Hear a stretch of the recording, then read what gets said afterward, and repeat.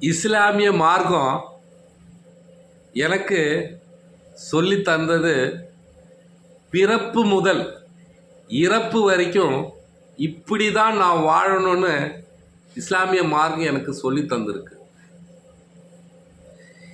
எனக்கு மார்க்கம் தெரியலன்னா நான் என்ன செய்யணும்?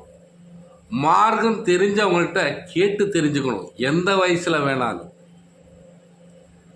மார்க்கம் தெரிஞ்சுக்கிட்டு அந்த வாழ்க்கையை வாழணும். அதோடைய முதல் கடமை 5 வேளை தொழுகை. அந்த 5 வேளை தொழுகையே எங்கிட்ட பேணுதலாக இல்லை, பர்ஃபெக்டாக இல்லை. மார்க்க ரீதியான வாழ்க்கையை எங்கிட்ட பர்ஃபெக்டாக இல்லைன்னும் போது மற்ற விஷயங்களில் எங்கிட்ட பர்ஃபெக்ட் நீங்கள் எதிர்பார்க்கறதுல என்ன நியாயம்?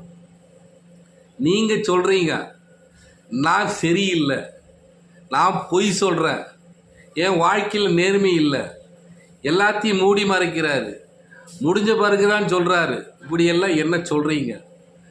மார்க்கம் சொன்னபடி நான் வாழலை, அதன்படி தொழுவலை, அதில் எதுலேயுமே நான் பர்ஃபெக்டாக இல்லை.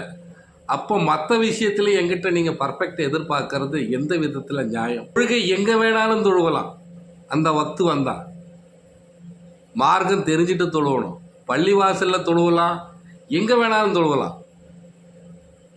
ஒரு தடவை ஒரு சகாபி தொழுதுட்டு இருக்கும்போது முகமது நபி பார்த்துட்டே இருக்கிறாங்க. அப்போ அந்த சகாபி தொழுகை வந்த உடனே இவர் சொன்னார், இது தொழுகையே இல்லைன்ட்டார். தொழுகையில் தவறு குறை இருக்குன்னு சொல்லலை, இது தொழுகையே இல்லைன்னா.